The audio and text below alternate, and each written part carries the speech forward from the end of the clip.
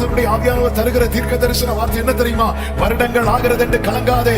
உன் கோல் துளிர்ப்பதை, உன் கோல் துளிர்ப்பதை, உன் கோல் துளிர்ப்பதை, நீ இத்தனை காலம் அடித்த கண்ணீர், இத்தனை காலம் பட்ட பிரயாசம், இதை காணாமல் உன் ஓட்டம் முடியாது. என்ன சொல்ல போறாரோ ஏக்கத்தோடு இருக்கிறீங்களா? என்ன சொல்ல போறாரோன்னு காத்திருக்கிறவர்களுக்கு சூழ்நிலை நெருக்கமா இருந்தாலும் என் ஆண்டவர் எனக்கு என்ன சொல்ல போகிறார்? காத்திருக்கிற உள்ளமே, குறித்த காலத்துக்கு தரிசனம் இன்னும் வைக்கப்பட்டிருக்கிறது. நீதியா இருந்த, ஒரு பிரச்சனை இல்லாம இருந்த, இப்போ நெருக்கத்தின் மேல நெருக்கம், போராட்டத்தின் மேல போராட்டம் வருதுன்னா இது நீ அமைதியா இருக்கிற காலம் அல்ல யாக்கோபே, இது காலத்துல நீ விழித்திருக்கிற காலம். இது புருஷன் அப்படி அல்லது மனைவி அப்படி, ஆனாலும் ஆண்டவருடைய ஒரு ஃபேவர் இருக்கு. ரீசன் என்ன தெரியுமா? கர்த்தர் ஜாமக்காரனா வைத்திருக்கிறார். என கேட்கிற அன்பு சகோதரா சகோதரி, உன் குடும்பத்துக்கு ஜாமக்காரன் நீதான். ஏசாயா தீர்க்கதரிசன புஸ்தகம் 52வது அதிகாரம், ஏசாயா 52 அதனுடைய 8வது வசனத்தை வாசிக்க கேட்கலாம். ஏசாயா 52:8. உன் ஜாமக்காரருடைய சத்தம் கேட்கப்படும், உன் ஜாமக்காரருடைய சத்தம் கேட்கப்படும். அவர்கள் சத்தம் கேட்கப்படும் போது அவர்கள் கம்பீரிப்பார்கள். ஏனென்றால் கர்த்தர் சீயோனை திரும்பி வர பண்ணும்போது அதை கண்ணார காண்பார்கள். எல்லாரும் கரங்களை உயர்த்தி ஒரு ஹalleluya சொல்லுவோம். கடந்த ஒரு வாரமாக ஆண்டவர் நினைவிலே அல்லது பார்வையிலும் நினைவிலும் கர்த்தர் கொண்டு வந்த ஒரே ஒரு வார்த்தை உண்டென்றால் ஜாமக்காரன், ஜாமக்காரன், ஜாமக்காரன். ஆமென். வாட்ச்மேன், ஜாமக்காரன். ஜாமக்காரங்கிற வார்த்தை அது பைபிள் லாங்குவேஜ், தமிழ்ல அழகான வார்த்தை. ஜாமம், ஜாமம்னா காலம், ஜாமக்காரன்னா காக்கிறவன், கண் விழித்திருந்து காக்கிறவன். ஆண்டவர் சில நேரத்துல நம்ம யாரா மாறணும்னு ஆண்டவர் நம்மள்ட்ட எதிர்பார்க்கிற நிலை உண்டு. கடந்த சில வாரங்களாக ஞாயிற்றுக்கிழமை ஆராதனையிலே தேவனால் உருவாக்கப்படுகிறவனாய் நாம் காணப்பட வேண்டியது அவசியம் பேசி வருகிறார். போன வாரத்துல என்ன செய்தி கேட்டோம்? போன ஃப்ரைடே என்ன பெருமிச்சு விடக்கூடாது. ஆமே, என்ன செய்தி கேட்டோம்? பெருமூச்சு. ஆமே. அதாவது இயேசு கிறிஸ்து பிரீச் பண்ணும்போது நிறைய டைப் பீப்புள் இருப்பாங்க. அதாவது அவங்க சிலருக்கு வசனம் கேட்கறது தான் பொழுதுபோக்கே. அதே பட்டணம் மாதிரி வசனம் கேட்கறது தான், கேட்டு முடிச்சோன்னா அடுத்த மீட்டிங் எப்போ அவ்வளோதான், சூப்பர், இன்னைக்கு என்ன டைம் போனதே தெரியல. இன்னைக்கு பிரசங்கம் நல்லா ஜாலியாக போச்சு. இன்னைக்கு பிரசங்கத்தில் நல்லா, இன்னும் போன வாரம் மாதிரி இந்த வாரம் பிரசங்கத்தில் கொஞ்சம் காமெடி குறவு. ஆமே, இப்படி கேட்கறவங்க இருப்பாங்க. சிலர் இருப்பாங்க பாருங்க, பிரசங்கம் டைம் அவங்களுக்கு தாலாட்டு பாடுறது மாதிரியே இருக்கும். அதாவது பவுல் பிரசங்கம் பண்ணும்போது பிரசங்கம் கேட்டு ஒருத்தன் உறங்கி கீழே விழுந்து கர்த்தாவே ஆமே அப்படியே இருப்பாங்க. சிலர் இருப்பாங்க இந்த குற்றம் கண்டுபிடிக்கிறதுக்குன்னே இருப்பாங்க. இந்த பரிசெயர் சதிசெயர்லாம் வர்றதே இருக்கு தெரியுமா? ஆனா இவங்க ஒரு மீட்டிங்கும் மிஸ் பண்ண மாட்டாங்க. பரவாயில்ல, கர்த்தர் ஆசீர்வதிப்பாராங்க. சில பாக்குறாங்க, நம்மளதான் சொல்றாரு எல்லா மீட்டிங் வரேனா, உங்களை சொல்லல, உங்களுக்கு ஃபீல் ஆகுதுன்னா. ஆனா சிலர் இருப்பாங்க, அவங்க யாரா மாறிட்டு இருப்பாங்கன்னா டிசைபிளா மாறிட்டே இருப்பாங்க, அவங்க சீஷனா மாறிட்டே இருப்பாங்க. அவங்க இந்த சீஷனை மாற்றப்பட்டவனுக்கு எல்லாம் அவர் பேரை சொல்லி கூடுவார். மற்றவங்களுக்கெல்லாம் 5000 புருஷர்கள், 7000 பேர், 4000 பேர். அப்ப ஆண்டவர் வார்த்தை தரும்போது சில நேரத்தில் ஆண்டவர் அந்த ஒரு நபருக்காக ஆண்டவர் கொடுப்பார் அல்லது முழுவதுமாக கொடுப்பார். ஆமே. அதனாலதான் ஆவியானவர் சொல்லுவார், காதுள்ளவன் கேட்க கடவுள். அதுல நிறைய அர்த்தங்கள் இருக்கு. அதனை இப்ப டச் பண்ண அது வேற சர்மன் ஆயிரும். அதுல ஒரு அர்த்தம் என்னன்னா, யாருக்கு இது போனமோ போயிட்டு இருக்கு, அவ்வளவுதான். காதுள்ளவன் கேட்க கடவுள். தெரியும், இந்த இது யாருக்கு போனமோ போயிட்டு இருக்கு, அவன் கேட்டா போதும் எனக்கு. அதே போலதான் இந்த நாளிலே இந்த என்னைக்குமே புரிஞ்சுக்கோங்க, கர்த்தர் இன்னைக்கு போன வாரம் என்ன செய்தி கேட்க வைக்கல, இன்னைக்கு கேட்க வைக்கிறாருன்னா இன்னைக்கு ஏதோ என்கிட்ட பேச போறார். ஒரு ஆமேன்னு சொல்லுங்க பார்க்கலாம். அப்ப இப்படி வார்த்தையை இப்படிதான் நீங்க கேட்கணும். ஜாமக்காரன். ஒவ்வொரு செய்தி எடுக்கும் போதும் ஆண்டவரே ஆண்டவரே நீங்க என்ன காரியத்துக்காக போன அரசியல் பெருமூச்சு விட்டு அளவு வைக்கணும் நீங்க சித்தம் வச்சிருக்கீங்களோ அந்த காரியத்துக்கு பெருமூச்சு விட்டு கிருபையை தாங்க. இந்த செய்தி எடுக்கும் போது ஆண்டவரே நீங்க எதிர்பார்க்கிற ஒரு ஜாமக்காரங்கிற நிலை என்னில் குறைவு இருக்குமானால் ஆண்டவரே என்ன உருவாக்குங்க என்று சொல்லி ஆவியானவர் ஜெபிக்க வைத்துக் கொண்டிருக்கிறார். இந்த செய்தி சொல்லும் போதும் என் உள்ளம் அப்படிதான் ஜெபித்துக் கொண்டே இருக்கிறது. அப்ப சில காரியங்கள்ல ஆண்டவர் நம்ம கிட்ட எதிர்பார்க்கிற நிலை, வேதத்தின்படி ஜாமக்காரன் என்கிறவன் அவன் யார், அவனுடைய செயல் என்ன என்று 5 காரியங்களை உங்கள் மத்தியிலே நான் சொல்லும்படி விரும்புகிறேன். ஆனால் அதுக்கு முன்பதாக இன்னொரு வசனத்தை கூட நீங்கள் வாசிக்கலாம்.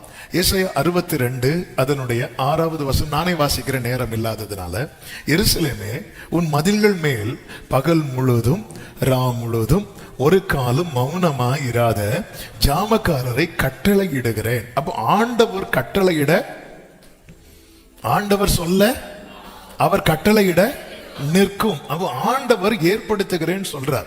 அந்த இடத்துல நான் அவைலபிளா நிக்கிறேன்னா நான் யாரா மாறுவேன் தெரியுமா? நான் யாராய் கத்தரால் மாற்றப்படுவேன்? ஒரு ஜாமக்காரனாய் மாற்றப்படுவேன். அப்போ இந்த வார்த்தை எதுக்காக உங்க மத்தியில சொல்றேன்னா, இந்த செய்தி வரும்போது உங்களுக்கு அது புரியும். நான் ஜாமக்காரனாய் மாற வேண்டியது எவ்வளவு அவசியமாய் இருக்கிறது. என் குடும்பத்துக்கு நான் ஜாமக்காரனாய் மாற வேண்டும், சபைக்கு நான் ஜாமக்காரனாய் மாற வேண்டும், தேசத்துக்கு நான் ஜாமக்காரனாய் மாற வேண்டும், என்னுடைய அடுத்த தலைமுறைக்கு. இப்படி ஆண்டவர் சிலரை ஒரு நபருக்கு ஜாமக்காரனாய் வைத்திருப்பார், அல்லது அவங்க பிள்ளைகளுக்கு ஜாமக்காரனாய் வைத்திருப்பார், அவங்க மொத்த குடும்பத்துக்கு ஜாமக்காரனாய் வைத்திருப்பார், சபைக்கு ஜாமக்காரனாய் வைத்திருப்பார், தேசத்துக்கு ஜாமக்காரனாய் வைத்திருப்பார். இப்படி ஒவ்வொருத்தருக்கு என்று தேவன் அளித்த கிருபையின் அளவுக்கு தக்கதாய் தேவனுடைய எதிர்பார்ப்பும் இருக்கும். ஆமே, நான் கட்டளையிடுகிறேன் அப்படிங்கிறார். எதற்காக? கர்த்தரை பிரஸ்தாபம் பண்ணுகிறவர்களே, நீங்கள் அமெரிக்கையாய் இருக்கலாகாது. எடுக்க வேண்டாம். சங்கீதம் 48:10 என்ன இருக்கும்? நீங்கள் அமர்ந்திருந்து 47:10 46:10 நீங்கள் அமர்ந்திருந்து நானே தேவன் என்று. அங்க என்ன சொல்றார்? நீ அமர்ந்திரு என்று. ஆமென். ஆனால் இங்க என்ன சொல்றார்? நீ என்ன செய்யக்கூடாது? அமர்ந்திருக்க கூடாது. அதுதான் ஒவ்வொரு சீசன், ஒவ்வொரு டைம், ஒவ்வொரு காலம் கர்த்தருக்கு மாத்திரம் மகிமை உண்டாவதாக. அந்த காலத்தை அறிந்து ஒரு தேவ பிள்ளை செயல்பட வேண்டும். கர்த்தர் இந்த நாட்களிலே நம்மிடத்தில் எதிர்பார்க்கிற ஒரு காரியம் இருக்கிறது. அது நம்முடைய எதிர்காலத்தை குறித்ததா இருக்கலாம், நம்முடைய தலைமுறையை குறித்ததா இருக்கலாம், நம்முடைய குடும்பத்தை குறித்ததா இருக்கலாம், சபையை குறித்ததா இருக்கலாம், தேசத்தை குறித்ததா இருக்கலாம். அது நமக்கு தெரியாது. அது கர்த்தர் நாம் ஜாமக்காரனாய் மாறும்போது அதை கர்த்தர் நமக்கு வெளிப்படுத்துவார். ஆனால் நாம் அதற்கு ரெடியாக நம்மை ஒப்பு கொடுக்க வேண்டியது அவசியமா இருக்கிறது. ஒரு பெரிய செய்தி நான் மிகவும் சுருக்கமாக சொல்லி கொஞ்ச நேரம் நம்ம செபிக்க போகிறோம். அந்த கிருபைகளை ஆண்டவரிடத்தில் கேட்க போகிறோம். ஆமென். எரேமியாவை குறித்து சொல்லப்பட்டிருக்கிறது, அவன் வீப்பிங், அவரை வீப்பிங் ப்ராஃபட் அப்படிங்கிறாங்க. ஏன்னா அவர் கண்ணில் எப்பவுமே என்னதான் வடிஞ்சிட்டு இருக்கும் தெரியுமா? கண்ணீர் வந்து கொண்டிருக்கும். அது பிறப்பிலிருந்து வருகிறது அல்ல. நம்ம ஒரு சாட்சி கேட்டோமே, அப்படிப்பட்ட வியாதி அல்ல அது. இது எதுக்கு அப்புறம் வந்துச்சுன்னா, ஆண்டவருடைய சித்தத்துக்கு தன்னை முழுமையாய் ஒப்பு கொடுத்ததுக்கு அப்புறம் அந்த கிருபைகளை, அந்த அபிஷேகத்தை அவன் மேல கர்த்தர் ஊற்றுகிறார். ஆரம்பத்தில் ரொம்ப தயங்கினார். வேண்டாப்பா நான் சின்ன பையனா இருக்கிறேன், நான் வரலன்னு சொல்லிட்டு இருக்கும்போது ஆண்டவர் சொல்ல, நான் இருக்கிறேன், நான் நீ சின்ன பிள்ளைங்களாம் சொல்லாத, நான் உன்னை கொண்டு அப்படி செய்வேன் இப்படி செய்வேன் சொல்லி அவனை கன்வின்ஸ் பண்ணி. ஏன்னா தேவனுடைய அழைப்பும் கிருபை வரங்களும் மாறாதவைகள். என் மேல ஒரு அழைப்பு வைத்திருக்கும் போது அந்த இடத்துல என்னதான் கர்த்தர் பார்க்க விரும்புவார். அதே போலதான் உங்க ஒவ்வொருத்தரையும் ஒவ்வொரு ஸ்தானத்துல அவர் மனசுல ஏற்கனவே வச்சுட்டார். அவர் மனதுல நமக்கு இருக்கிற ஸ்தானம் உயர்ந்த ஸ்தானம். சத்தம் ஒரு ஆமேன்னு சொல்லுங்க பார்க்கலாம். ஆண்டருடைய மனசை தான் யோசேப்புக்கு சொப்பனமா காட்டி கொடுத்தார். அந்த சொப்பனத்தில் அவர் குழியை காட்டி கொடுக்கல, அவர் உயர்வான ஸ்தானத்தை காட்டி கொடுத்தார். அதை நோக்கி பயணிக்கிற பாதையில குழிகள் இருக்கும், அந்த கிணறுகள் இருக்கும், சில தடைகள் இருக்கும். ஆனால் தேவனுடைய மனசுல உங்களுக்கு என்ன ஸ்தானமோ அந்த ஸ்தானத்துல உங்களை கொண்டு வந்து நிறுத்துவது தேவனுடைய சித்தம். ஒரு ஆமேன் சொல்லுங்க பார்க்கலாம். ஆமேன். அப்போ நீ ஒரு இடத்துல சொல்ல, நீ அமர்ந்து இருந்து நீ கொஞ்சம் சும்மா இரு. ஆமேன். கர்த்தர் உங்களுக்காக யுத்தம் பண்ணுவார். நீங்கள் அப்படிப்பட்ட காலமும் இருக்கிறது. ஆனா இந்த இடத்துல, இந்த சீசன்ல தேவன் யாராக இருக்கணும்னு விரும்புறார் அப்படின்னா, ஜாமக்காரனா. அவன் குயவன் கையில் இருக்கிற களிமண் நிச்சயம் உருவாக்கப்படும். ஆனா அந்த கையில வரணும். அவன் தேவன் கட்டளை இப்படி ஒரு செயல் நடக்கும் போது 8வது வசனத்துல என்ன சொல்லப்பட்டிருக்கும் தெரியுமா? இனி உன் தானியத்தை சத்துருக்களுக்கு ஆகாரமாய் கொடு. அப்போ நீங்க ஜாமக்காரனா எழும்பிட்டீங்கன்னா உங்க குடும்பத்துல யாருக்கு இனி பங்கு இல்ல தெரியுமா? சத்துருக்கு இனி பங்கு இல்ல. ஹல்லேலூயா. இனி உன் தானியத்தை சத்துருக்களுக்கு. இந்த வசனம் நமக்கு எல்லாருக்குமே ரொம்ப பிடிச்ச வசனம். இது எவ்வளவு தேவையான வாக்குத்தத்தம் தெரியுமா? மிகவும் தேவையான. நான் கஷ்டப்பட்டு பிரயாசப்படுகிறது, சத்துரு அது பலனை அனுபவிக்கிறான் என்று சொல்லும் போது நம்மளால ஏற்றுக்கொள்ள முடியாது, தாங்க முடியாது. ஆண்டவர் சொல்லுகிறார், இப்படிப்பட்ட நிலை மாறணும்னா நீ ஜாமக்காரனா மாறணும். ஜாமக்காரனுடைய சத்தம் கேட்கப்படும் என்று ஏசாயா 52:8 சொல்லப்பட்டிருக்கிறது. அப்போ ஒரு ஜாமக்காரனாய் மாறும்போது கர்த்தர் தம்முடைய பலத்த கிரியைகளை நடப்பிப்பார் என்பதில் சந்தேகமே இல்லை. ஒரு ஜாமக்காரனுடைய அடையாளங்கள் என்ன? 5 காரியங்களை வேதத்திலிருந்து சொல்லி நான் ஜெபிக்க விரும்புகிறேன். 1, ஜாமக்காரன் என்கிறவன் விழித்திருந்து ஜெபிக்கிறவன், ராக்காலங்களில் ஜெபிக்கிறவன் அல்லது ஜெபத்தில் விழித்திருக்கிறவன். ஹல்லேலூயா. மத்தேயு 26:41 ஆண்டவராகிய இயேசு கிறிஸ்து தம்முடைய சீஷர்களை பார்த்து சொல்லும் வார்த்தை உண்டு, நீங்கள் சோதனைக்கு உட்படாதபடிக்கு விழித்திருந்து ஜெபம் பண்ணுங்கள். ஆவி உற்சாகம் உள்ளதுதான், மாம்சமோ பலவீனம் உள்ளது என்றார். ஆமென். ஜாமக்காரன் என்கிறவன் ஒரு சோதனை வருகிறதை உணர்ந்து அவன் எதுக்கு முக்கியத்துவம் கொடுப்பான் என்றால் ஜெபத்திற்கு முக்கியத்துவம் கொடுப்பான். நான் சொல்லுகிற வார்த்தையை நல்ல கவனமா கேட்கணும்.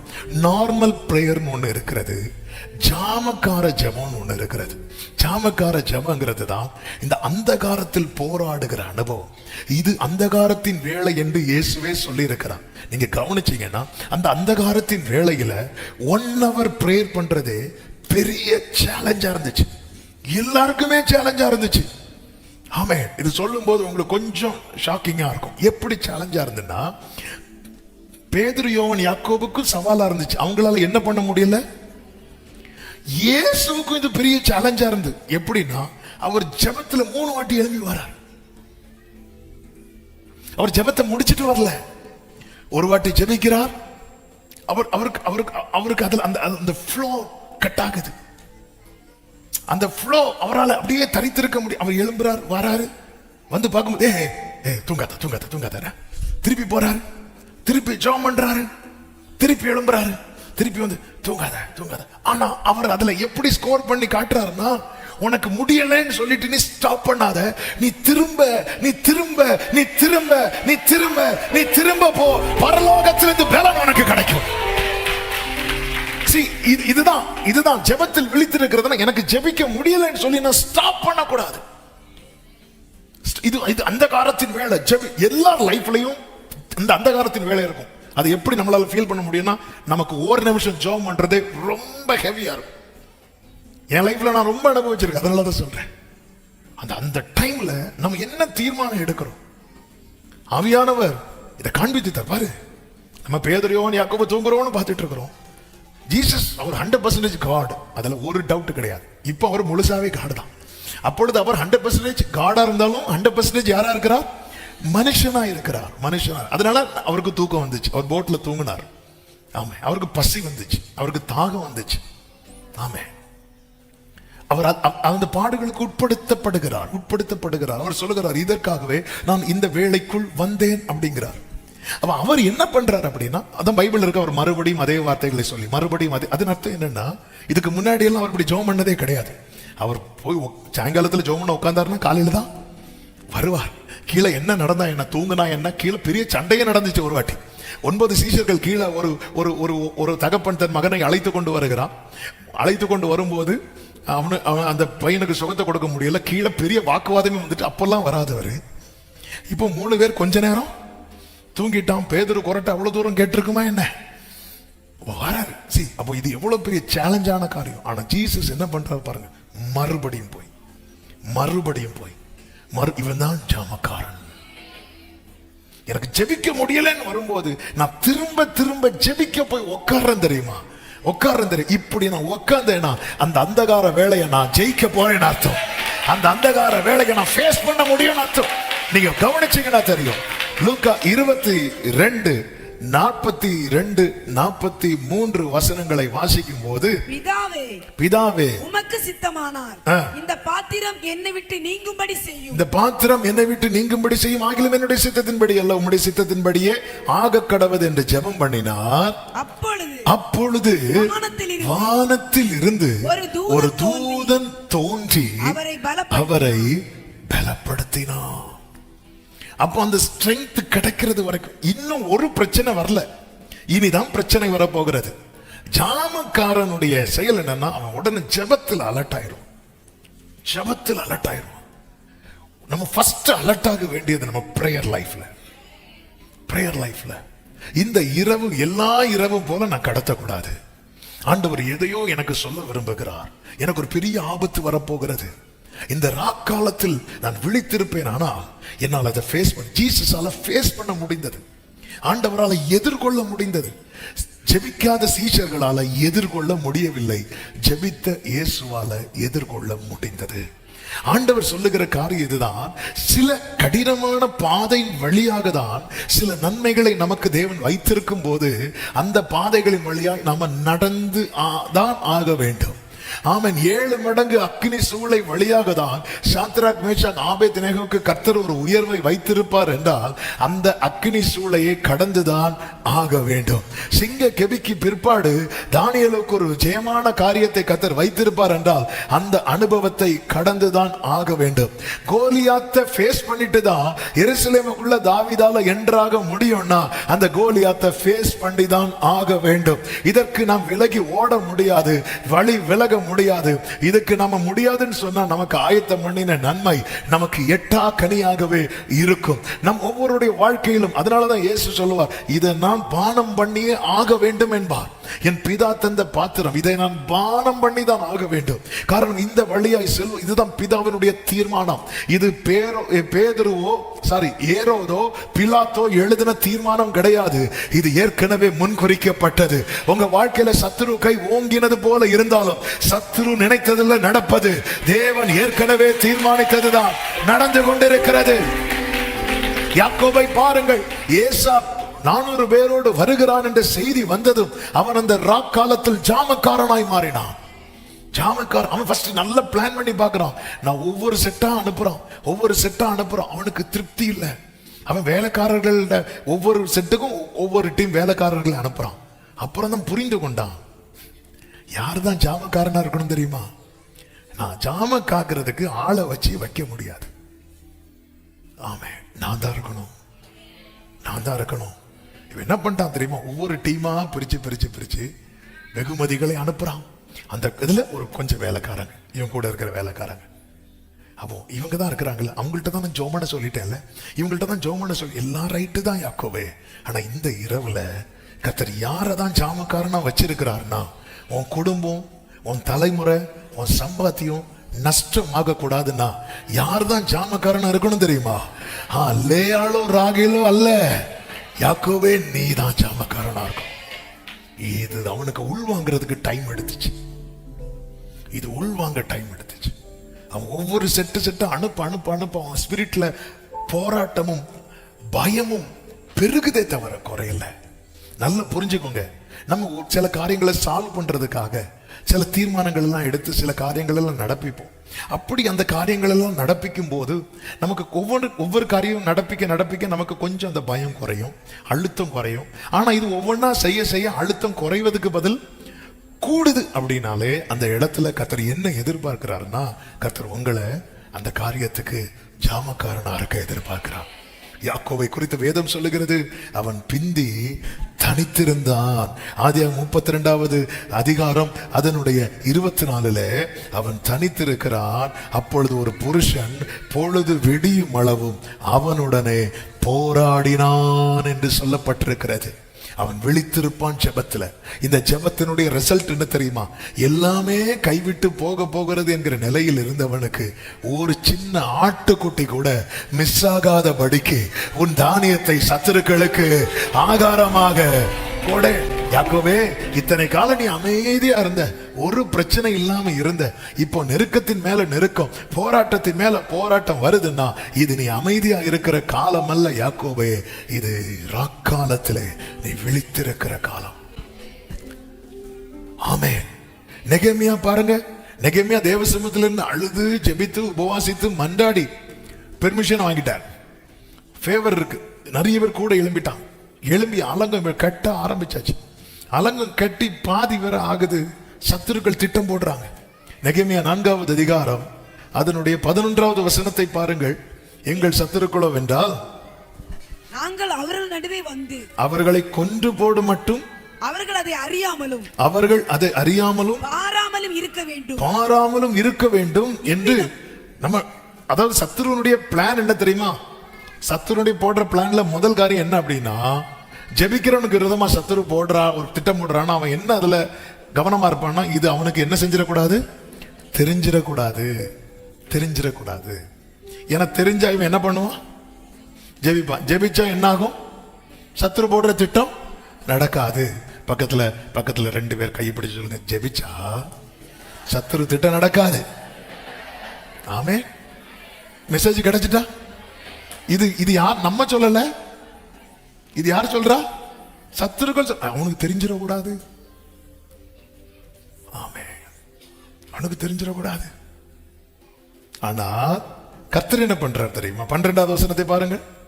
அதை அவர்கள் அண்டையில் குடியிருக்கிற யூதரும் பல இடங்களிலும் இருந்து எங்களிடத்திற்கு வந்து 10 விசை எங்களுக்கு சொன்னார்கள். அவன் எது தெரியக்கூடாதுன்னு நினைச்சானோ அது 10 தடவை தெரிய வைக்கிறான். அல்லேலூயா, ஆமே. எதுக்கு தெரிய வைக்கிறார்? அடுத்த வசனம், எங்களுக்கு செய்தி 15 பாருங்கள். எங்களுக்கு செய்தி தெரிய வந்ததென்றும் தேவன் அவர்கள் ஆலோசனையை அபத்தமாக்கினார் என்றும். நீங்க 9வது வசனத்தை பாருங்கள். 8-9. எருசலேமின் மேல் யுத்தம் பண்ண எல்லாரும் ஏகமாய் வரவும் வேலையை தடுக்கவும் கட்டுப்பாடு பண்ணினார்கள். ஆனாலும் நாங்கள் எங்கள் தேவனை நோக்கி ஜெபம் பண்ணி அவர்கள் நிமித்தம், எல்லாரும் சொல்லுங்க, அவர்கள் நிமித்தம், ஒரு ஆமென் சொல்லுங்க. அவர்கள் சில இடத்துல இப்படி சத்துருவின் கை ஓங்கி இருக்கிறது. அதனால ஆண்டவரே, நான் நைட்டு ஜெபம் பண்ணாதான் நீங்க எனக்கு செய்வீங்களா? இல்லப்பா, நான் உனக்கு செய்வேன். ஆனா சில இடத்துல அவர்கள் நிமித்தம் இரவும் பகலும் ஜாமம் காக்கிறவர்களை வைத்தோம். நாங்கள் தேவனை நோக்கி ஜெபம் பண்ணி அவர்கள் நிமித்தம். இதனால என்னாச்சு? சத்துரு திட்டம் போட அந்த திட்டம் எல்லாம் யாருக்கு தெரிய வந்துட்டே இருக்கு? நல்ல புரிஞ்சு. கர்த்தர் எதுக்கு ஜாமக்காரனா வைக்கிறார் அப்படின்னா, சத்துருவின் பல திட்டத்தை கர்த்தர் உங்களுக்கு தெரியப்படுத்த சித்தமா இருக்கிறார். ஒரு ஆமென் சொல்லுங்க.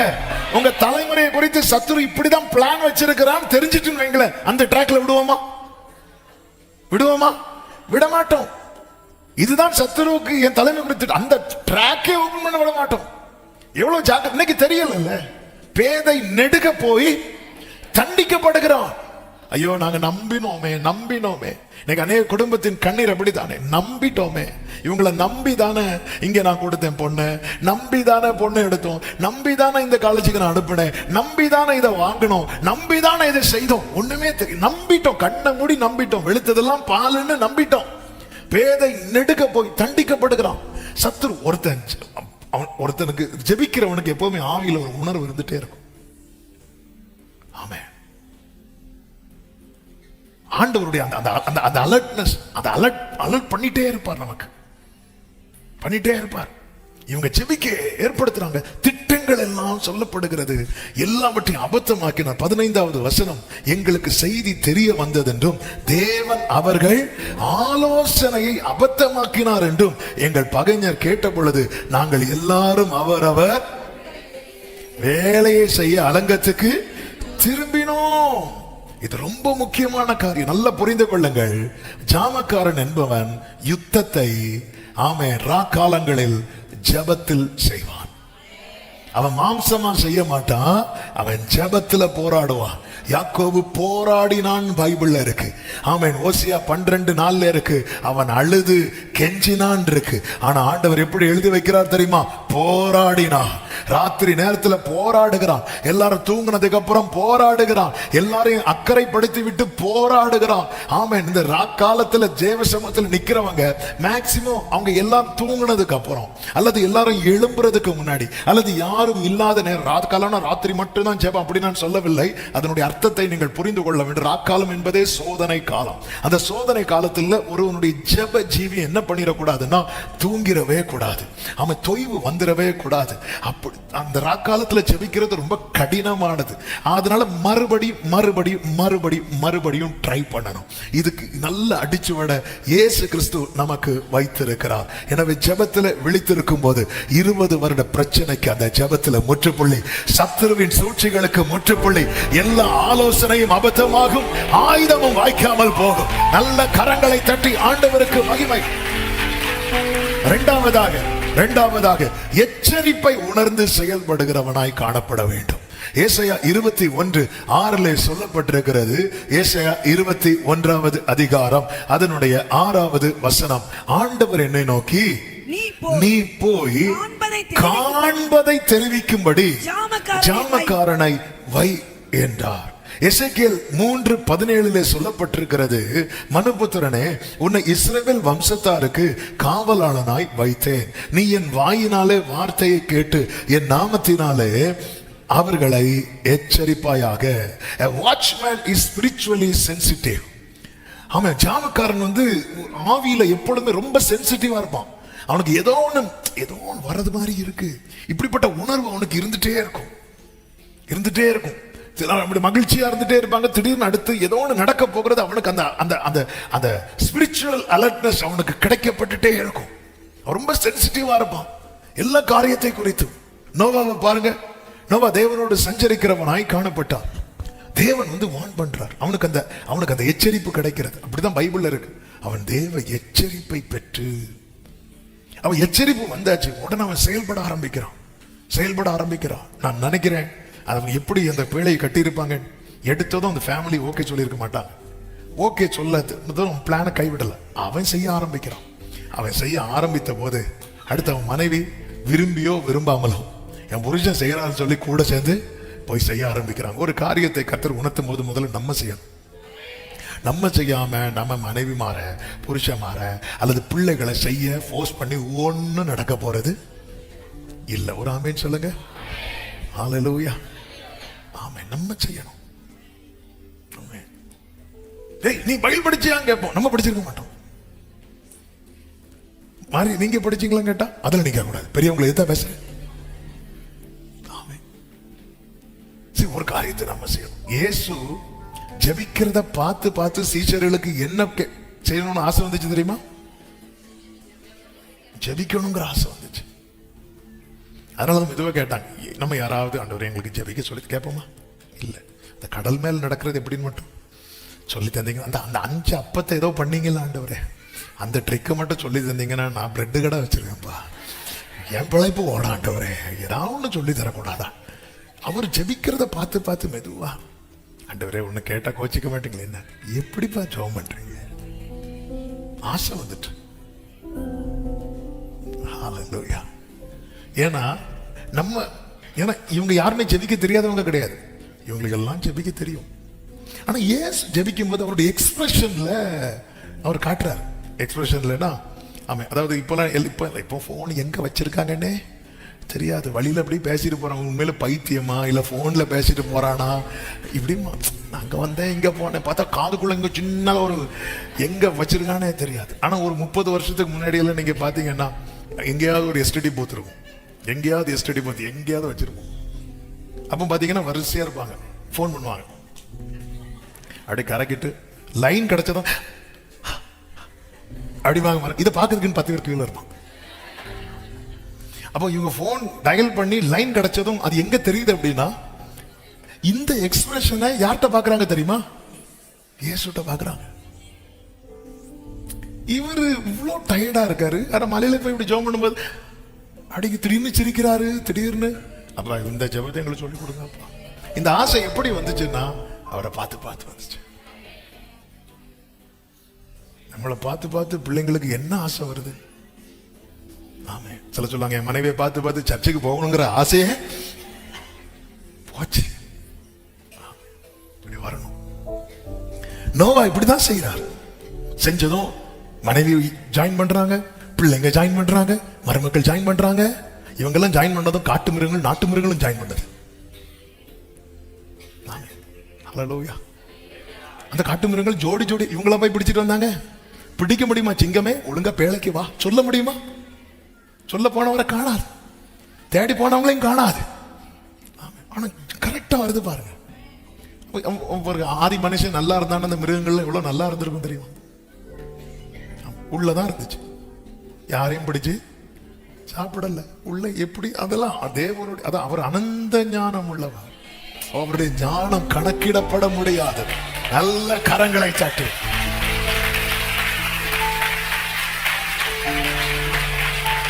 இவர் என்ன பண்றாருன்னா, எச்சரிப்பை உணர்ந்து ஜாமம் காக்கிறவன் அந்த வார்னிங்கை தெரியப்படுத்திட்டே இருப்பான். அதனாலதான் 2 பேதுரு 2:5 சொல்லப்பட்டிருக்கிறது, அவன் நீதியை பிரசங்கித்தானா. என்ன நீதி? இந்த பேழைக்குள்ள வந்துருங்க, அழிவு வரப்போகுது, பேழைக்குள்ள வந்துருங்க, காப்பாற்றப்படுவீங்க, பேழைக்குள்ள வந்துருங்க, இதான் நீதி. இவன் பிரசங்கத்தை கேட்டு மனுஷன் வந்தானோ இல்லையோ, மிருகங்கள் வருது. ஆண்டவர் சொன்னா நீ கூப்பிடலன்னா இந்த கல்லே கூப்பிடுங்க. ஆமே. இன்னைக்கு இந்த நீதியை பிரசங்கிக்கிறவர்கள் தான் நோவாக்கள். என்ன நீதி? இந்த பேழைக்குள்ள வந்துருங்க. யாரு பேழை? கிறிஸ்து. காக்கப்படணுமா? Simple gospel. வருகிற அழிவுக்கு தப்பு வைக்கப்படணுமா? இயேசு கிட்ட வாங்க, நீங்க காக்கப்படுவீங்க. நீங்க யாரா இருந்தாலும் காக்கப்படுவீங்க. நீ யானையா இருந்தாலும் காக்கப்பட, பூனையா இருந்தாலும் காக்கப்படும். பேழைக்குள்ள வந்தாலும் காக்கப்பட்டாங்களா? யாரா இருந்தா? கொடூரமாய் வேட்டையாடுகிற சிங்கம் புலிகளும் காக்கப்பட்டதல்லவா? மென்மையான ஆட்டுக்குட்டிகளும் காக்கப்பட்டதல்லவா? கிறிஸ்துவின் இடத்துல ஒருத்தன் வந்துட்டானா, அவன் ஆட்டுக்குட்டியும் ஓனாயும் ஒருமிச்சு மேயும். பேழை காட்டி கொடுத்துச்சு இல்ல, பேழை காட்டி கொடுத்துச்சு இல்ல. பேழைக்குள்ள ஒரே ரத்த வெள்ளமா தானே ஓடி இருக்கும். கேரக்டரை எப்படி மாத்தி இருக்கிறார் பாருங்க. பேழைக்குள்ள எத்தனை 150 நாளா? 150 நாளா கேட்டா அவன் தான் சொல்லுவான். சரி, அவன் குறையா 150 நாள் 150 நாள் ஜலம் பிரவாகித்து அப்படியே இருக்கு. 7 கடைசியா 24 7 கடைசி தானே? அதை சம்மதிக்க மாட்டீங்க. 24 வாசிங்க. ஜலம் பூமியின் மேல் 150 நாள் மிகவும் பிரவாகித்துக் கொண்டிருந்தது. சவுண்ட் ரூம்ல இருக்க ஆள் திடீர்னு காணாம போயிட்டாரா? ஜலம் பூமியின் மேல் 150 நாள் மிகவும் பிரவாகித்துக் கொண்டிருந்தது. அதுக்கப்புறம் கொஞ்சம் கொஞ்சமா இறங்கி. அப்போ இவ்வளவு நாள் கொஞ்சம் யோசித்து பாருங்க. எப்படிங்க? ஒருவேளை இந்த மற்ற மிருகங்கள் தான் இந்த பெரிய மிருகங்களுக்கு ஆகாரம்னா ஒரே நாள்ல முடிஞ்சிருக்கும், அல்லது ஒரு வாரத்துல முடிஞ்சிருக்கும். அப்படி அல்ல. இதெல்லாம் எதுக்கு காப்பாற்றினார்னா, அடுத்த பூமியை அதான் ஜோடி ஜோடியா சேர்க்கிறார். எல்லா டைப் மிருகங்களும் நல்ல சுத்தம் உள்ளதும் 7 ஜோடின்னு நினைக்கிறேன், ஜோடி ஜோடியா சேர்க்கிறார். இதெல்லாம் எப்படி? அந்த பேழையுடைய மேன்மை அது. இந்த பேழைக்குள்ள யாரு வந்தாலும் அவங்க லைஃப்ல ஒரு பெரிய டிரான்ஸ்ஃபர்மேஷன் உண்டு. ஹல்லேலூயா. இந்த பேழைக்குள்ள மாமனார் மாமியார் மருமக்கள் சண்டையெல்லாம் வாழ்ந்தாங்க. இவங்க வாழ்க்கையை பார்த்து மிருகங்களுக்குள்ள சண்டை இல்லை. மனுஷன் மாறினதும் மிருகம் மாறுச்சு. அது வரைக்கும் புல் பூண்டை தான் சாப்பிட்டு அதை ஒருமித்து மேயோன்றது. இதான் ஒரிஜினலா ஆண்டவர் படைத்ததே தான். என்னைக்கு உலகத்துல பாவம் வந்துச்சோ அடுத்து ரத்தம் சிந்தப்பட வேண்டி வரும். இந்த பாவம் தான் பெரிய எதிரி, பெரிய எதிரி. குடும்பத்துல பாவம் இருந்தா மனுஷன் மிருக குணம் உள்ளவனா மாறுவான். அதுக்கப்புறம் யாரை பார்த்தாலும் சிங்கம் புலி கரடி இப்படிதான் இருக்கும். ஐயோ எங்க வீட்டுல ஒரு கடுவா இருக்கு அப்படிமாங்க. கடுவாலாம் வளர்க்குறீங்களா அப்படிமாங்க. எங்க வீட்டுல ஒண்ணு இருக்க சொல்லுவேன், கழுத கழுத அப்படிமாங்க. ஏன்னா அவங்களே பார்த்த மாதிரி இருக்கும். இந்த பாவம் இப்படிப்பட்ட பேழைக்குள்ள வந்தா எல்லாமே ஒண்ணா சந்தோஷமா பாட்டு பாடி எவ்வளவு. அவன் காகவும் உள்ளதான் இருக்கு, புறாவும் உள்ளதான் இருக்கு. கிறிஸ்து நம்ம வீட்டுல இந்த பேழை எப்படி கட்டப்பட்டது?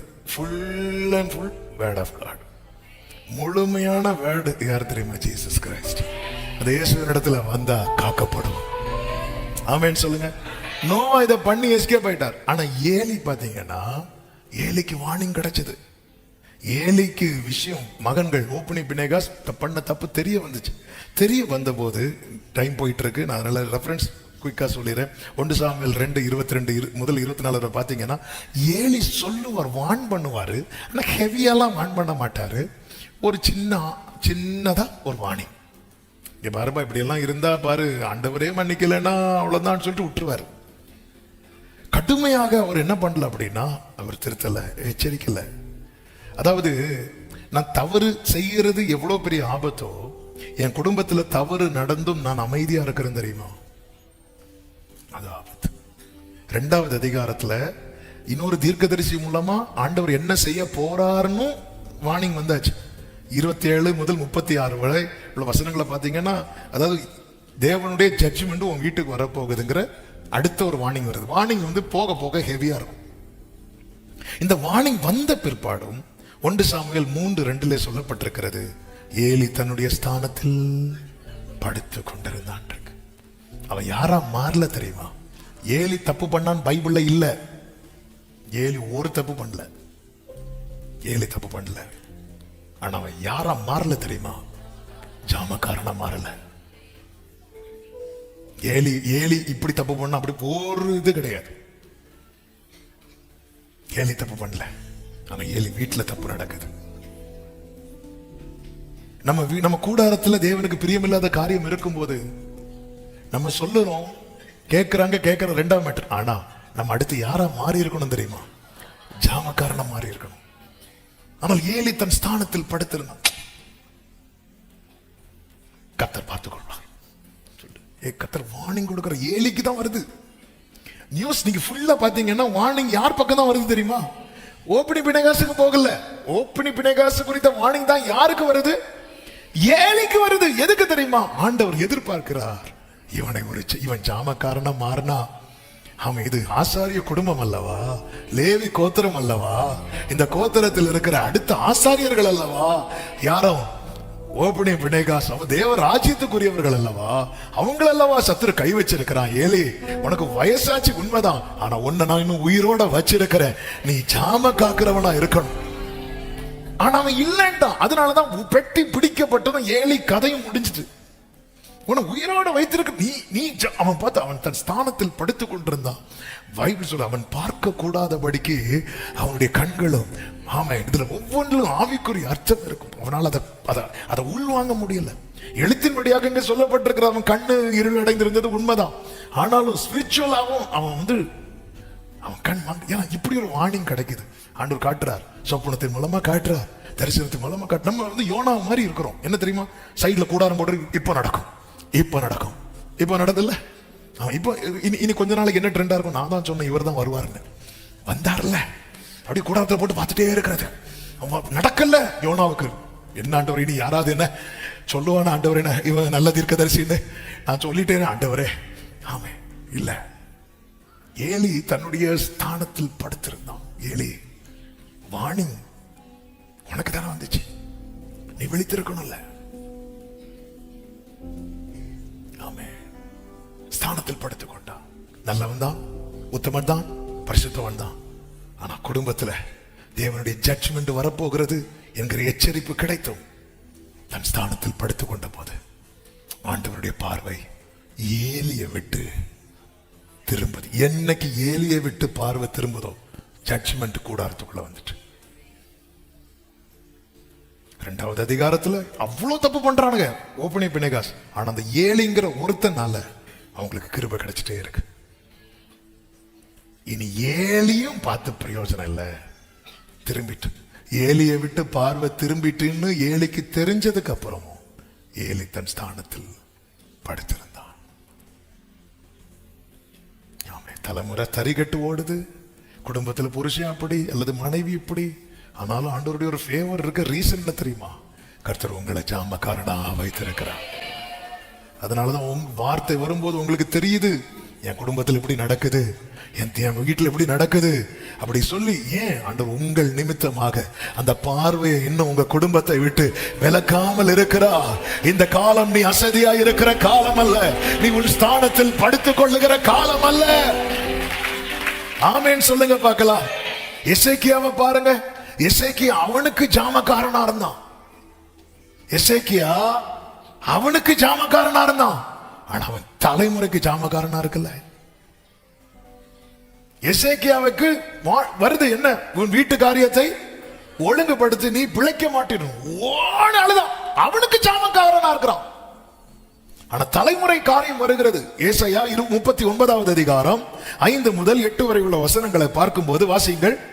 அப்பொழுது ஏசாயா எசேக்கியாவை நோக்கி, சேனைகளுடைய கர்த்தரின் வார்த்தை, இதோ நாட்கள் வரும், அப்பொழுது உன் வீட்டில் உள்ளதிலும் உன் பிதாக்கள் இந்நாள் வரைக்கும் சேர்த்ததிலும் ஒன்று மீதியாய் வைக்கப்படாமல் எல்லாமே பாபிலோனு கொண்டு போகப்படும். நீ பெறப்போகிற உன் சந்ததியாகிய உன் குமாரரிலும் சிலர் பாபிலோன் ராஜாவின் அரண்மனையிலே அரண்மனை வேலைக்காரராய் இருப்பார்கள் என்று கர்த்தர் சொல்லுகிறார் என்றார். அப்பொழுது ஏசாவை நோக்கி, நீ சொன்ன வார்த்தை நல்லதுதான், என் நாட்களிலாவது சமாதானமும் உண்மையும் இருக்குமே.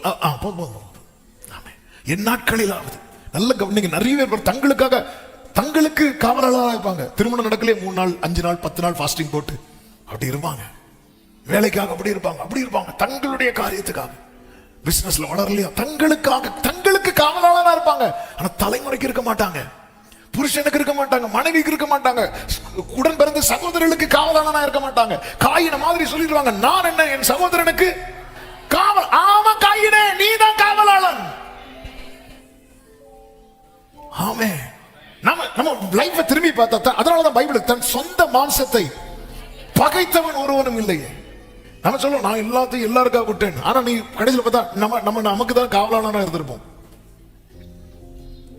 இந்த எசேக்கியா மாதிரி நல்ல ராஜா முன்னாடியும் கிடையாது. முன்னாடி இருந்ததுன்னா தாவீதை விட ஸ்கோர் பண்ண ஆள் தான் எசேக்கியா. ஆனா தலைமுறை விஷயத்துல கோட்டை விட்டார், தாவீது ஸ்கோர் பண்ணிட்டார். தாவீது போய் உட்கார்ந்து இருக்கிறார். அப்பா, அது அடியானின் வீடு உமக்கு முன்பாக இருக்கும்படிக்கு அதை ஆசீர்வதித்தார். இதான் தாவீதுடைய கண்ணீர். அந்த கண்ணீரின் பலன் என்ன தெரியுமா? விழுந்து போன தாவீதின் கூடாரத்தையும் கர்த்தர் திரும்ப எடுப்பிச்சு. அந்த கூடாரம் விழுந்தாலும் விட மாட்டான். தலைமுறைக்காக ஜாமக்காரனா ஒருத்தன் எழும்பிட்டானா, அவன் கூடாரம் விழுந்தாலும் ஜீசஸ். ஆமென். எச்சரிப்பை உணர்ந்து செயல்பட வேண்டும். அவன் தான் ஜாமக்காரன். எச்சரிப்பை உணர்ந்து, இது நான் என் ஸ்தானத்தில் படுத்துக் கொள்ளுகிற காலம் அல்ல. ஆண்டவருடைய வார்னிங் வருது. நம்ம என்ன பண்ணோம்? ஆண்டவரே ஓபன் பண்ண சமம் பண்ண அவங்கள்ட்ட போய் சொல்லுங்க. நான் என் மெசேஜை கன்வே பண்றதுக்கு ஏலி ஒன்னதான் வச்சிருக்கேன் உன் வீட்டுல. அன்பு சகோதரா, நீ சொல்லி யாரும் கேட்க மாட்டாங்க. ஆனா நீ ஆண்டவர் சமூகத்தில் விழித்திருக்கலாம்ல.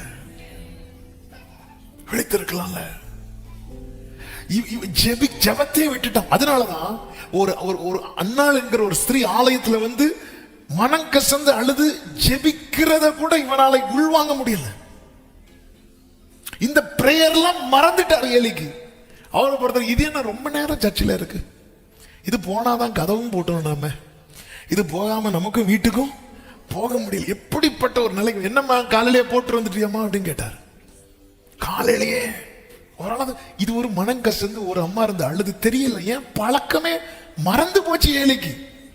ஒரு காலத்தை, அதான் உன் இள வயதின் பக்தியை நான் நினைச்சிருக்கிறேன். நீ வாழ்க்கைப்பட்ட போது உனக்கு உண்டா இருந்த நேசம், நீ இரவு நீ காலையிலிருந்து நைட் வரை உழைத்து வந்த பிறகும் 1 மணி நேரம் அது என் சமூகத்துல இல்லாம நீ என்னைக்கு தூங்க போயிருக்கிற? உனக்கு நீ காவலால தான் இருந்தியே. இன்னைக்கு உன் குடும்பம் தள்ளாடிட்டு இருக்கு தெரியுமா? உன் குடும்பத்துக்குள்ள வெள்ளம் ஏறிட்டு இருக்கு தெரியுமா? உன் குடும்பம் கண்மலை மேல கட்டப்படுவதற்கு பதில் மணல் மேல கட்டப்பட்டிருக்கு தெரியுமா? ஏன் உன்னால் ஜாமக்காரனா இருக்க முடியவில்லை? என் நாட்களில் நான் இருக்கிறது வரைக்கும் நல்லா இருந்துட்டு போனோம். இது அல்ல கர்த்தருடைய எதிர்பார்ப்பு. அதனாலதான் தாவீது ஜாமக்காரனா இருந்ததுனால கர்த்தர் பாராட்டின கிருபை என்ன தெரியுமா? கர்த்தர் தாவீதுக்கும் அவன் சந்ததிக்கும் எந்த காலம் வரைக்கும் கிருபை செய்வார் இருக்கு தெரியுமா? சதா காலமும் கிருபை செய்வார். தாவீதுக்கு ஒரு விளக்கு எரிந்துட்டே இருக்கும், அவன் கொம்பு உயர்த்தப்பட்டுட்டே இருக்கும். என கேட்கிற அன்பு சகோதரா சகோதரி, உன் குடும்பத்துக்கு ஜாமக்காரன் நீதான். ஆமென் சொல்லுங்க பார்க்கலாம். மூன்றாவதாக 3 காரியத்தை குயிக்கா சொல்லி நான் ஜெபிக்க விரும்புகிறேன். காலத்தை நிதானிப்பவன் தான் ஜாமக்காரன். காலத்தை நிதானிப்பவன். ஆமென். ஏசாயா 21வது அதிகாரத்துல தான் நம்ம பார்த்தோம் ஜாமக்காரன வை என்று சொல்லப்பட்டிருக்கிறது. அதனுடைய 11வது வசனம் 12வது வசனத்தை பார்க்கும்போது தூமாவின் பாரம் என்று சொல்லப்பட்டிருக்கிறது. அடுத்ததாக சேயரிலிருந்து என்னை நோக்கி, ஜாமக்காரனே இரவு எவ்வளவு சென்றது என்று கூப்பிட்டு கேட்க, அதற்கு ஜாமக்காரன், விடியற்காலம் வருகிறது, ராக்காலமும் அவனுக்கு தான் தெரியும். எப்போ விடியற்காலம், எப்பொழுது ராக்காலம். விடியற்காலம் என்கிறது என்ன தெரியுமா? கிரியை செய்யும் காலம், கிருபையின் காலம்.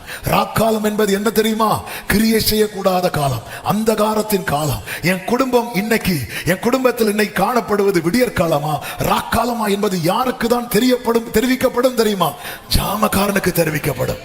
விடியற்காலமா சந்தோஷமா கிரியை நடப்பீங்கள், காரியத்தை நடப்பீங்கள், திருமணமா நடப்பீங்கள், எந்த ஒரு காரியம் நடப்பீங்கள். அது விடியற்காலம், அது தேவனுடைய கிரியை நடப்பிக்கும் காலம். நம்ம நிறைய ராக்காலத்துல செய்யறோம்.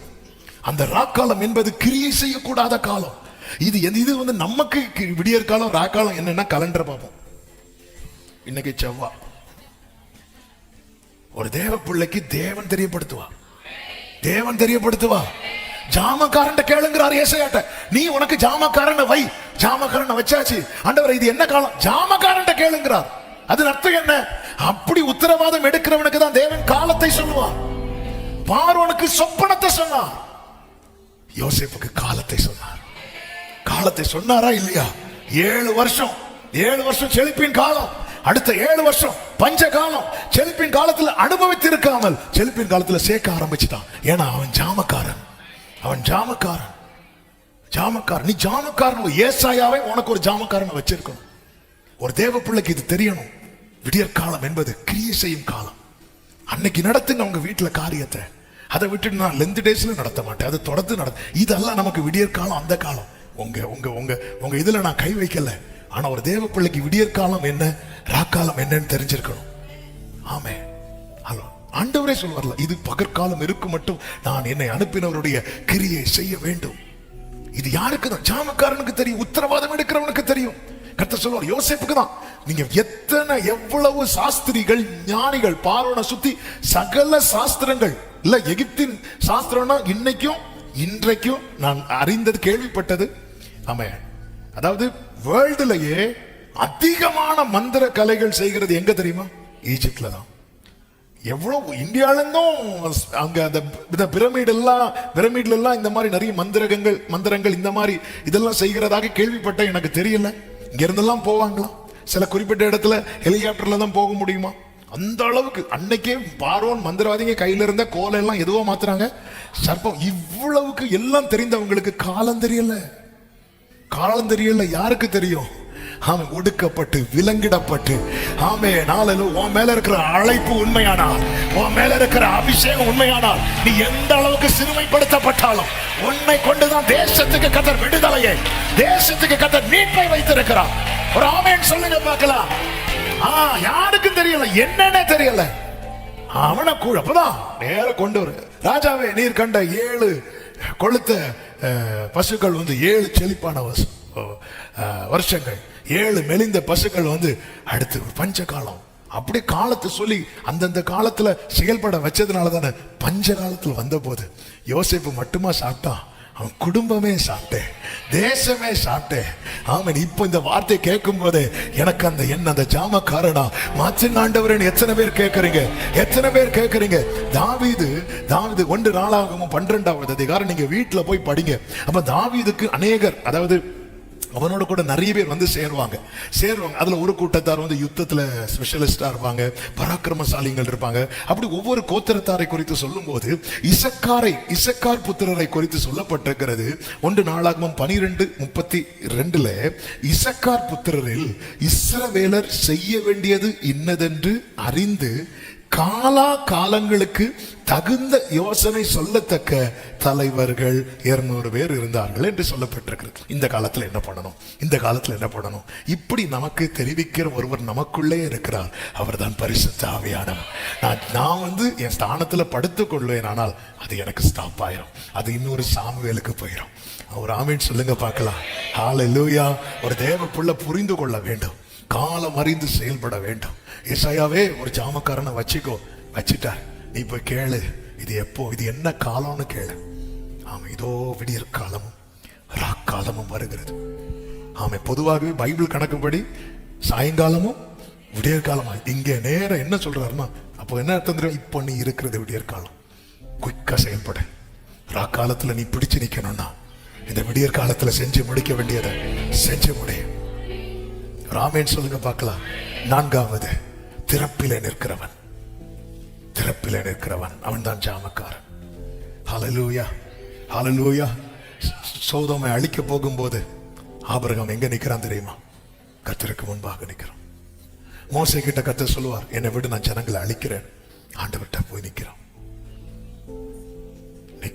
அவன் திறப்பிலே நிற்பான். எனக்கு ஆரோன் மோசைக்கு விரோதமாக முறுமுறுத்தார், எல்லாம் கரெக்ட் தான். ஆனால் ஒரு காரியத்தில் எனக்கு ஆரோனை ரொம்ப பிடிக்கும். என்ன அப்படின்னா, இந்த ஆரோன் ஆசாரியனாக இருக்கிறது, ஆரோனுடைய பிள்ளைங்க ஆசாரியனாக இருக்கிறதெல்லாம் இந்த கோராகின் கூட்டத்தாருக்கு பிடிக்கல. அவங்க அவங்களே அந்நிய அக்கனியெல்லாம் கொண்டு வர ஆரம்பிச்சிட்டாங்க. ஏன் நாங்கள் பண்ணக்கூடாதா அப்படி சொல்லி வந்துட்டாங்க. தேவனுக்கு கோபம் வந்துச்சு. ஏன்னா ஆரோன் தேவனால் தெரிந்தெடுக்கப்பட்டவன். ஆரோன் கிட்ட 1000 குறைகள் இருந்தாலும் அவன் தேவனால் தெரிந்தெடுக்கப்பட்டவன். தேவ கோபம் ஒரு கூட்டத்தாரை இல்லாம ஆக்கிட்டு கர்த்தர் வாதை அனுப்பினார். ஒவ்வொருத்தனா செத்துட்டு இருக்கிறான். அப்பதான் மோசேக்கு ஒரு வெளிப்பாடு கிடைக்கிறது. என்ன வெளிப்பாடு தெரியுமா? இது நிக்கணும்னா யாரு போய் தூபம் காட்டணும் தெரியுமா? ஆரோன். ஆரோனே, நீ ஓடி போய் உயிரோடு இருக்கிறவர்களுக்கும் மறைத்தவர்களுக்கும் முன்பா நடுவாக நில்லு. ஆரோன் நான் ஏன் நிக்கணும் கேட்டாரா? கேட்கல. அவன் தன்னை இந்த அளவுக்கு பேசினாலும் இந்த இடத்துல கர்த்தர் ஜாமக்காரனா வைத்திருப்பது என்னை தான் சொல்லி ஆரோன் ஓடுறான். ஓடி போய் நடுவாக நின்றதும் வேதம் சொல்லுகிறது, வாதை நிறுத்தப்பட்டது. ஆண்டவர் அடுத்த அதிகாரத்திலே ஆரோனுக்கு ஒரு மேன்மையை கொடுத்தார். அந்த மேன்மை என்ன தெரியுமா? எல்லா கோத்திரத்திலிருந்தும் ஒரு கோலை வாங்கு, அந்தந்த கோத்திரத்துல அந்தந்த கோத்திரத்தின் பெயரை எழுது. ஆனா லேவி கோத்திரத்துல லேவின்னு எழுதாம ஆரோன் எழுது. ஆமென், ஆரோன் எழுது. ஜாம காக்கிறவன், ஜாமக்காரனாய் செயல்படுகிறவனை எல்லா கண்களுக்கு முன்பதாக கர்த்தர் மேன்மைப்படுத்துவார். 20வது அதிகாரத்துல ஆரோன் ஓட்டம் முடியுது. 20வது அதிகாரத்துல ஆரோன் ஓட்டம் முடியுது.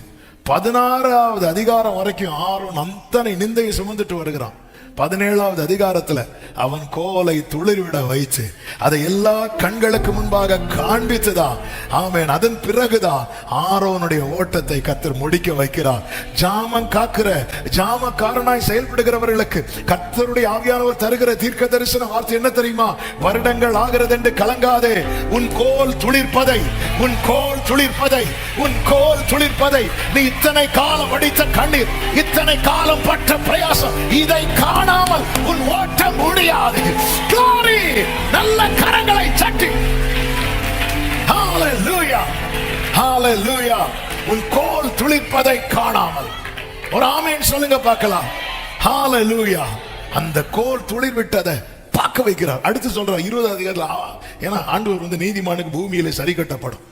அப்படி பண்ண போதும் போதும் போதும் விட்டு. ஆனா அந்த கோலை துளிரிட வச்சு பல வருடமா இந்த கோல் சும்மாவே இருந்து கையில அநேகருக்கு பயன்பட்ட கோல். ஆனா அவனுக்குன்னு வரும்போது கொஸ்டின் பண்ணிடுவாங்க, அவனுக்குன்னு வரும்போது கேள்வி கேட்டுருவாங்க. ஆண்டவர் பொறுத்து பொறுத்து இழைத்து போவார். தேவ பிள்ளைகளை, நீங்க அமைதியா இருங்க. யுத்தம் பண்ணுகிறது கர்த்தர். எப்படி எப்படி ஃபைட் பண்ணுவாரு தெரியுமா? அந்த கோல் எல்லாம் உடைச்சு கிடையாது. ஒரு கோல் துளிர்த்து மீதி 11 கோலும் நாசமாகி அப்படி கிடையாது, அப்படி கிடையாது. குடும்பத்துல சத்துருக்கள் எழும்பிட்டாங்கன்னு வைங்களேன், அவங்க முன்னாடி எப்படி மேன்மைப்படுத்த? குடும்பத்தில் இருக்கவங்களை அடிச்சா யாருக்கு தான் வலிக்கும்? நமக்கு தானே வலிக்கும். அவர் என்ன பண்ணுவாரு? மற்ற கோல்லாம் அப்படியே வச்சுட்டு இந்த ஒரு கோலுக்கு மட்டும் செய்ய வேண்டியதை செஞ்சுட்டே இருப்பான். ஹalleluya, ஹalleluya, ஹalleluya. உட ரபா லபா கரபா சந்தரபா, உட ரபா லபா ரபா தரபா கரபா, ரிபா லபா ரபா சந்தரபா, ரி கரபா லபா ரபா. ஓ, கொஞ்சம் அந்நிய பாஷையில எத்தனை பேர் நம்புறீங்க? இந்த கோல் துளிர் விடாமல் இந்த ஓட்டத்தை முடிக்க விட மாட்டான். இந்த கோல் துளிர் விடாமல். Glory!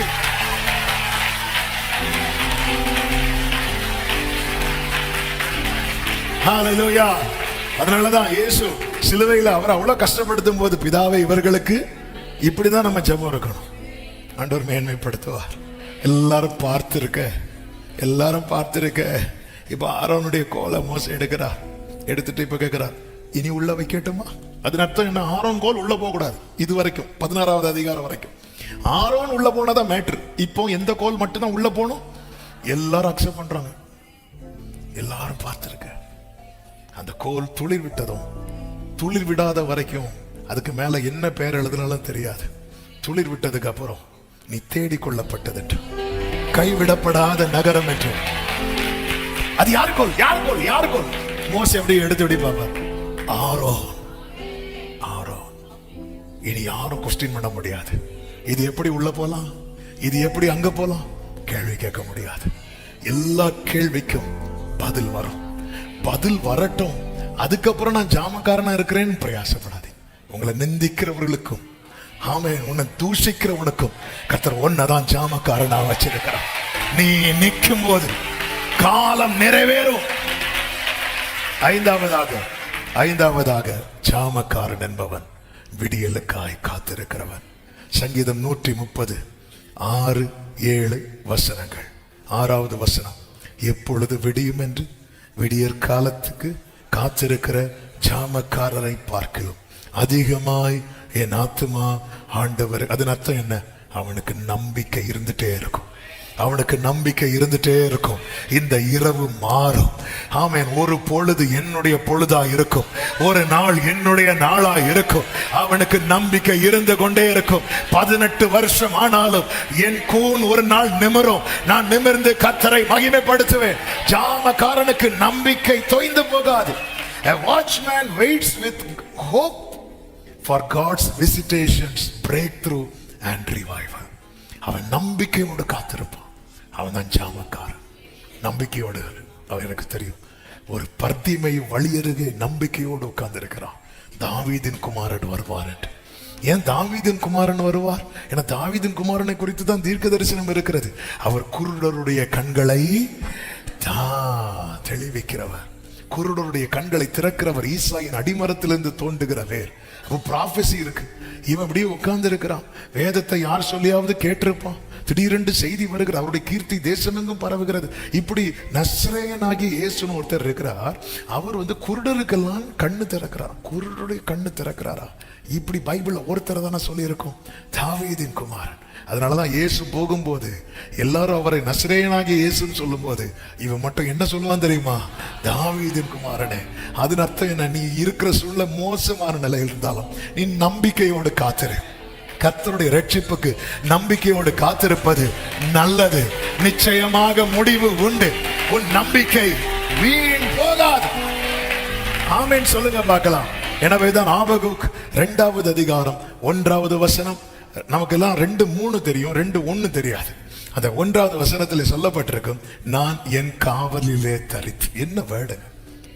அரணிலே நிலை கொண்டிருந்து என்னை எந்த சிச்சுவேஷன்ல வச்சிருக்கிறாரோ அதுல நான் உட்காந்து அவர் எனக்கு என்ன சொல்வார் என்றும், அவர் என்னை கண்டிக்கும் போது நான் என்ன உத்தரவு சொல்வேன் என்றும் கவனித்து பார்ப்பேன். என்கிட்ட தப்புன்னா அவர் என்னை கண்டிப்பார். ஆமே, இல்ல இது நான் அனுமதிச்சது, இதுல இருந்து நான் வெளியே கொண்டு வருவேன்னா அவர் என்கிட்ட ஏதாவது சொல்லுவார். நான் இப்படிதான் வெயிட் பண்ணுவேன், அவர் எனக்கு என்ன சொல்லுவார் என்று. ஆண்டவர் எனக்கு என்ன சொல்ல போறாருன்னு காத்திருந்து இந்த பிரேயர்ல, இந்த செய்தி வேளையில ஏக்கத்தோடு இருக்கிற உள்ளமே, உன் ரோலை சொல்லிட்டாரு, நீ எழும்பிரு. ஏலி மாதிரி விட்டுறாத.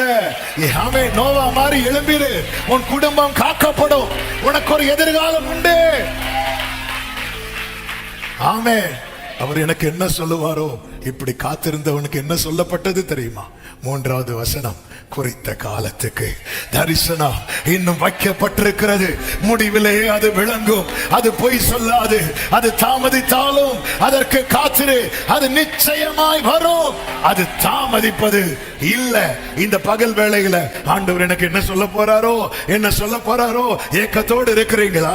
இந்த ஆபகுக் 2, 3 என்ன சொல்ல போறாரோன்னு காத்திருக்கிறவர்களுக்கு சூழ்நிலை நெருக்கமா இருந்தாலும் என் ஆண்டவர் எனக்கு என்ன சொல்ல போகிறார் காத்திருக்கிற உள்ளமே, குறித்த காலத்துக்கு தரிசனம் நல்ல கைகளை தட்டி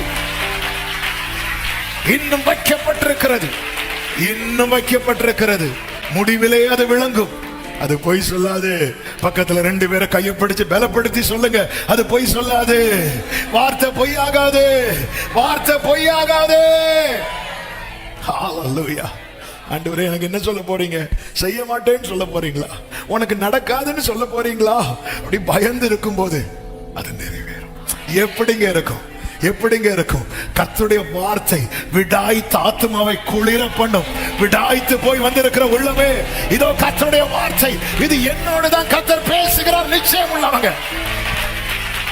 ஹalleluya. ஆண்டவரே உன் ரோலை சொல்லிட்டார், உன் ரோலை சொல்லிட்டார், நீ யார் என்று சொல்லிவிட்டார். ஆமே. கர்த்தர் வைத்திருக்கிற ஆண்டவரே யாரும் நிக்க விட மாட்டேங்கிறாங்க, அதை நீ மைண்ட் பண்ணாத. உன் கோல் இன்னும் துளிரல, அதான் விஷயம். உன்னையும் அழைப்பையும் அங்கீகரிக்கல தெரியுமா? உன் கோல் துளிரல. உன் கோல் துளிரது வரை நீ காத்துறாத, உன் ரோலை நீ செய். எல்லா கண்களுக்கு முன்பாக ஆண்டவர் எப்பவுமே பாருங்க, உனக்கு கொஞ்சம் பலன் இருக்கும்போது நீங்க செய்றீங்க தெரியுமா? இந்த ஆரோன் இந்த இடத்துல வந்து நிக்கிறார். மோசே நின்னாலும் அது பரவாயில்ல. ஏன்னா மோசைக்கு விரோதமா முறுமுறுத்ததை விட யாருக்கு அகைன்ஸ்டா தான் ரொம்ப முறுமுறுக்கிறாங்கன்னா ஆரோன். ஆரோன் வந்து நிக்கிறார். எப்படி ஓடி வந்து நிக்கிறார். நிக்கணுமே நிக்கல. ஆண்டவர் அதை தான் பார்க்க, உனக்கு கொஞ்சம் பலன் இருக்கும். அதாவது மனதளவுல தளர்ந்திருந்த ஆரோன ஆனாலும் நின்னா ஆண்டவர் சொல்றார், இனி நான் வெயிட் பண்ண மாட்டேன், விடியல் வரப்போகிறது. சில உள்ளங்களுக்கான தீர்க்க தரிசனம், சில விடியற் காலம் சிலருக்கு வரப்போகிறது. எத்தனை பேர் ஆமென் சொல்லுங்க. எல்லாரும் எழுந்து நிற்கலாமா? ஜெபாவி என்னில் ஊற்றும். ஒரு டைம் ரொம்ப ஆயிட்டு, ஒரு 3 minutes நம்ம ஜெபிக்க போகிறோம். ஒரே ஒரு ஜெபம் நீங்க வீட்டுல போய் இதை தொடர்ந்து ஜெபம் பண்ணுங்க. ஆமென் ஆமென். ஓ பிணைகாஸ் பண்ண பாவம் தான் பிரச்சனை காரணம். ஆனா ஏலி நீ ஜாமக்காரன மாறி இருந்தேன்னா தடுத்திருக்கலாமே, தடுத்திருக்கலாமே. நீ கர்த்தர் என்னோடு தான் பேசினார். நிச்சயம் உள்ளவங்க மட்டும் உங்க வலது கரத்தை உயர்த்து, உங்க இடது கரத்தை இருந்தது. நேரம் ரொம்ப ஆனதுனால நான் இங்க ஜெபிக்க விரும்புறேன். ஆனா உண்மையா ஒரு 2 நிமிஷம் நீங்க ஜெபம் பண்ணுங்க. ஆண்டவரே ஏலிய மாதிரி எசேக்கியாவை மாதிரி எனக்கு மட்டும் காவலாளனா இருந்துட்டு என் குடும்பத்தை விட்டுறக்கூடாதுப்பா, சபையை விட்டுறக்கூடாதுப்பா, தேசத்தை விட்டுறக்கூடாதுப்பா.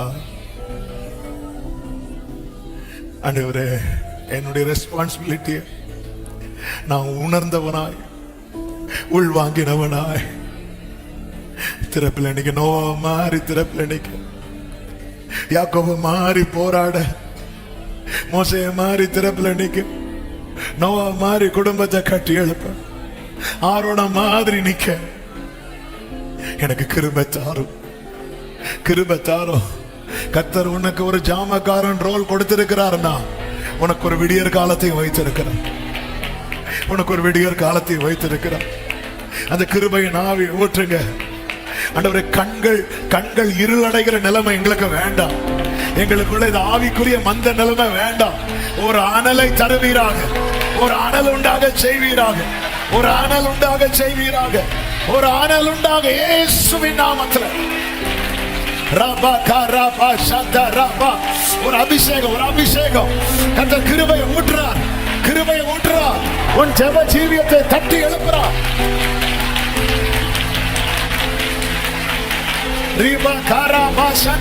அபிஷேகம் பெற்ற தேவ பிள்ளைங்க, அந்நிய பாஷையில உன் கோல் துளிர்விடும் காலம் சமீபிக்கிறது.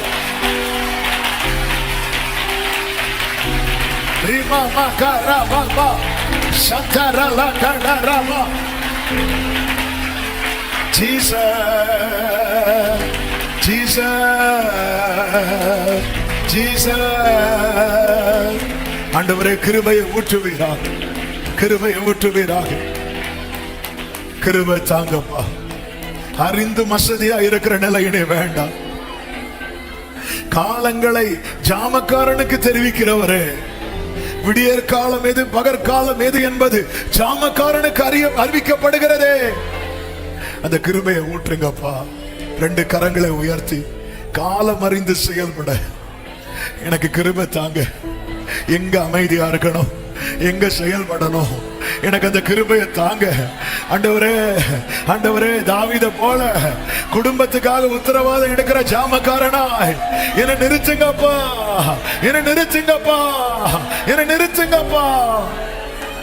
விட்டுறாதீங்க ஆண்டவரே, கிருபை தாங்க. ஆண்டவரே நன்றி, உடைய பிள்ளைகளை கொண்டு வந்து இதை கேட்க பண்ணினேன் கர்த்தாவே. எங்களோடு பேசினேன்.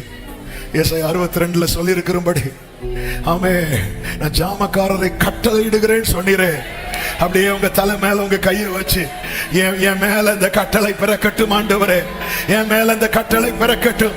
இனி என் தானியம் சத்துருவுக்கு ஆகாரமாய் போகாதபடிக்கு ஆண்டவரே, இனி என் தானியம் சத்துருக்கு ஆகாரமாய் போகாதபடிக்கு ஒரு ஜாமக்காரனாய் கர்த்தாவே உம்முடைய கட்டளை என் மேல் பிறப்பிக்கப்படுவதாக, உம்முடைய கட்டளை என் மேல் பிறப்பிக்கப்படுவதாக. நன்றி அப்பா, உம்முடைய பிரசன்னத்துக்காக நன்றி. ஒவ்வொருவரை முத்திரை போட்டு அனுப்பும், சாட்சியாய் நிறுத்தும். ஆமென். சீக்கிரம் நீர் அநேகரை சொல்ல வைக்க போகிறீர். இத்தனை வருடம் உலர்ந்திருந்த என் வாழ்க்கை துளிர் விட்டது. என் வாழ்வின் விடியன காலம் வந்தது. நன்றி ஆண்டவரே. கிருபை பெருகட்டும். ஒவ்வொருவரையும் சமாதானத்தோடு அனுப்பி சாட்சியாய் கொண்டு வரும்.